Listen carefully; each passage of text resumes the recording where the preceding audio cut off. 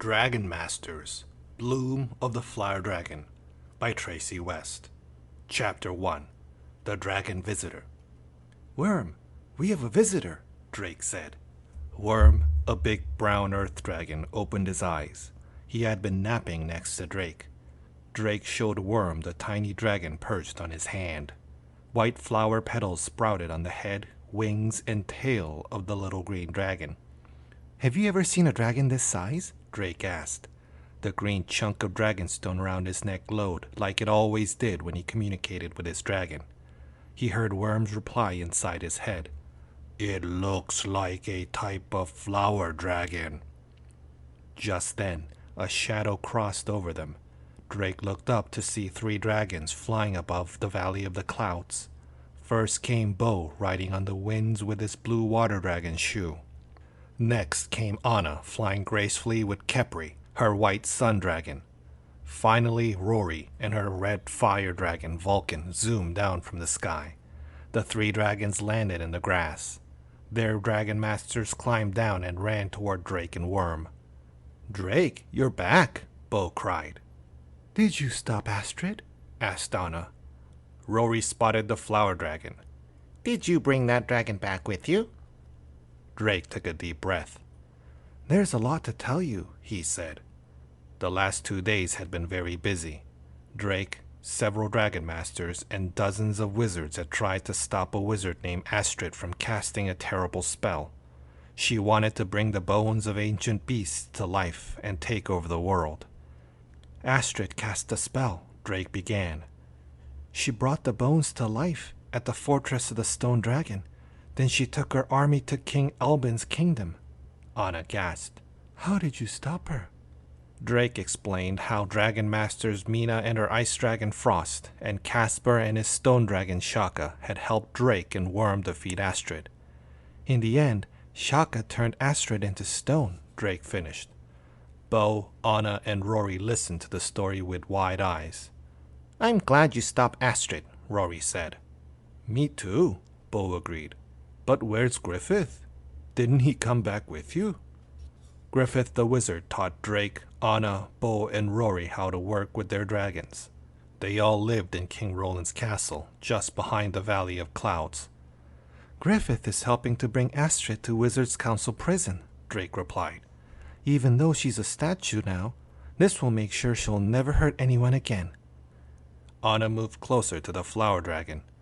"You still haven't told us where you found this little cutie." "This dragon found me," Drake replied. "Worm and I had just gotten back when this flower dragon climbed onto my arm, but I don't know where he came from."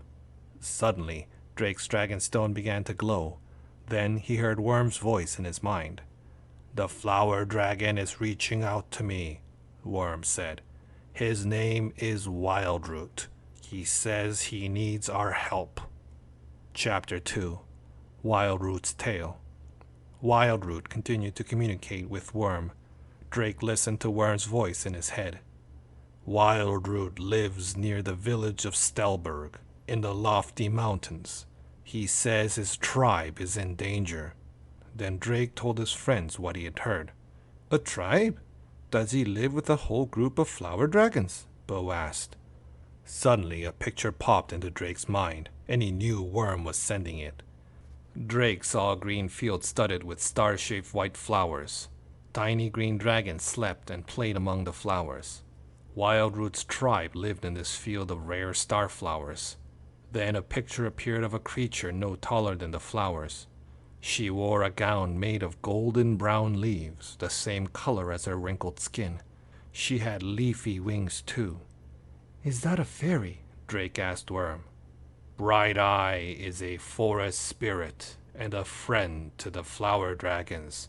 She can see into the future, and in a vision she saw a terrible monster heading for Stelberg." A new picture appeared in Drake's head. 2 red glowing eyes peering out of a dark forest. He gasped. Bright Eye told the tribe they would need help to defeat the monster. She told them of the brave dragons of Bracken Castle and their dragon masters who help others. Wildroot volunteered and came here. The pictures vanished. Drake told his friends what he had seen and heard. Wildroot came to the right place, Rory cried. we'll help him. Wildroot says the red-eyed monster will reach Stelberg in a day or two, Worm told Drake. There is not much time. We should go inside, Bo suggested. Griffith has maps in his workshop that can help us. And Rory and I will look for a book about flower dragons in the classroom, Anna added. They traveled through the tunnel connecting the Valley of Clouds to Bracken Castle. Worm, Shu, Kepri, and Vulcan went into the dragon caves to rest. Wildroot perched on Drake's shoulder. Then Drake and Bo entered Griffith's workshop. Books and magical items filled the shelves. On a table was a wooden box carved with dragons.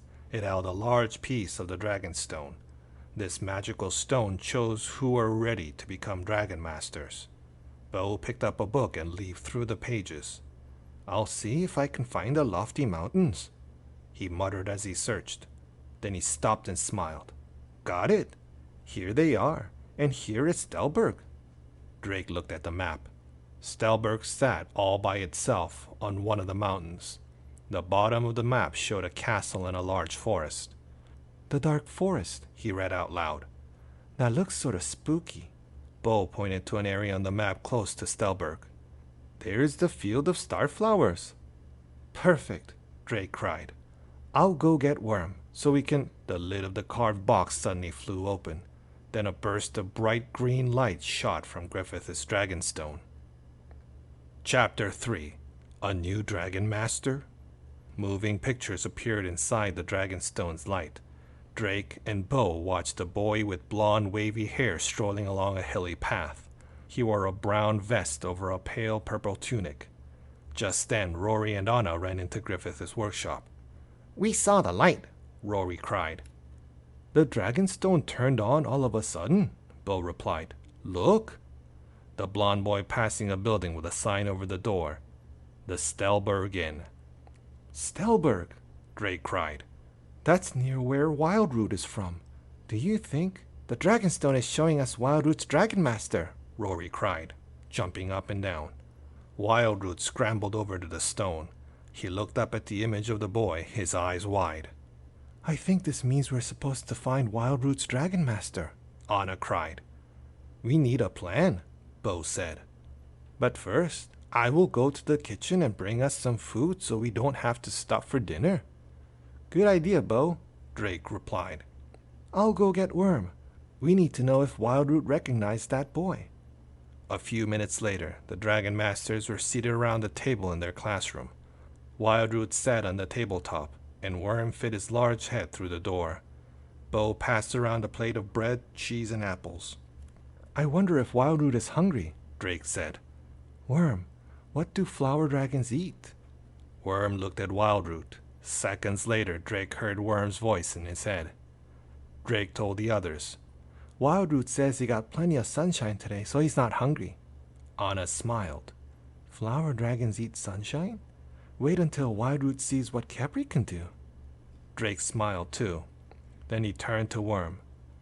Can you please ask Wildroot if he has seen the boy in the dragonstone before? His dragonstone glowed.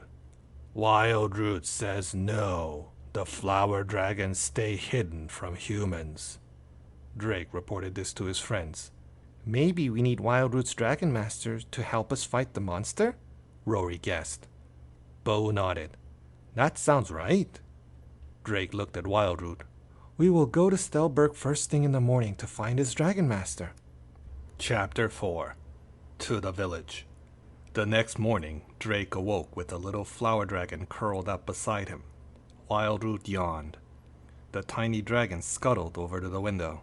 He lifted his face and closed his eyes as the sun hit his scales. He smiled. Bo sat up in his bed and laughed. Wildroot's eating breakfast? He said. And then his stomach rumbled. I could use some breakfast too. Drake and Bo got dressed for the day. Drake picked up Wildroot and they made their way to the Dragon Master's dining room. Rory and Anna were already there, and so was Griffith. Good morning, Drake and Bo, Griffith said. You'll be happy to know that Astrid is safely locked away in the Wizards' Council prison. He stepped closer to Wildroot. So this is the flower dragon Rory and Anna just told me about, he said. You are a fine-looking dragon, Wildroot. Then the wizard clapped his hands. Drake, I think Anna should go with you and Wildroot to Stelberg. Since flower dragons like sunshine, Kepri might be useful. Hooray! Anna exclaimed. Rory and Bo, you'll stay with me. I've been away for some time, and there is much to do here at the castle, Griffith said. Now everyone, let's eat. The cook made currant buns. Drake sat down and picked up a bun dotted with purple berries. Griffith, we're going to try to find the boy in the dragon's stone as soon as we get to Stelberg, he said, taking a bite. That is smart, Griffith replied. There is a reason my stone showed you the boy. After breakfast, they all went to the dragon caves. Worm and Kepri came out of their caves. Worm, we need to transport to the village of Stelberg, Drake announced. Then Drake heard Worm's voice in his head. Wildroot is worried. He says the villagers do not know about flower dragons. His tribe lives a quiet life hidden among the starflowers, and they like it that way. Drake told the others about Wildroot's fear. Griffith extended his right pointer finger and sparks shot out. A cloth pouch with a strap magically appeared. Wildroot can hide in this bag, Griffith said. Thanks, Drake said. Worm, let Wildroot know. Wildroot climbed inside and Drake slung it over his shoulder. Griffith handed Drake a green dragon stone that dangled from a gold chain. Give this to the new Dragon Master when you meet him, Griffith instructed. Drake nodded. Yes, Griffith. He tucked the stone into his pocket. Then he and Anna touched Worm, and Anna touched Kepri. Worm, take us to Stelberg, Drake cried. Worm transported them in a flash of light. Drake blinked. They had landed in the middle of a village square. Behind them was a carved wooden statue of a winged dragon as big as Worm. Drake read the plaque at its base. The legendary dragon of Stelberg, he said. Suddenly, villagers surrounded them. They pointed at Worm and Kepri. Dragons! A man yelled. Chapter 5. Oscar. Our dragons are friendly, Drake told the villagers who had gathered around them. Yes, please don't be scared, Anna added. A woman stepped forward. We are not afraid of your dragons, she said. It is good to see dragons in our village again. Drake pointed to the statue. Did that winged dragon once live here? She nodded. Yes, she did. You see, all kinds of dangerous creatures lived in the lofty mountains. That great dragon protected Stelberg from them, but we have not had a dragon protector here for 100 years. Anna looked at Drake, and he gazed down at his bag. They would have to explain things without giving up the secret of the flower dragons. We have come here because of a very special dragon, Drake announced. Yes, and we're looking for the boy who had been chosen to become this dragon's dragon master, Anna added. We don't know the boy's name, but he should be 8 years old, Drake said. With blonde, wavy hair, Anna added. The woman turned to the villagers. Boys, come forward. 6 boys made their way to the front of the crowd. All of them had blonde, wavy hair, but Drake and Anna recognized the boy from the Dragonstone. Drake pointed at him. The Dragonstone has chosen you to be a dragon master. My name is Oscar, he said, grinning with excitement. He looked up at Worm and Kepri. Which one of these fine dragons shall I be master of? Drake wasn't sure what to say. Then he heard Worm's voice. Wildroot would like to meet Oscar. He is not afraid anymore. Your dragon is right here, Drake told Oscar. And he opened his bag. Wildroot crawled onto Drake's arm. This is Wildroot. Oscar frowned. That is my dragon? Are you kidding me?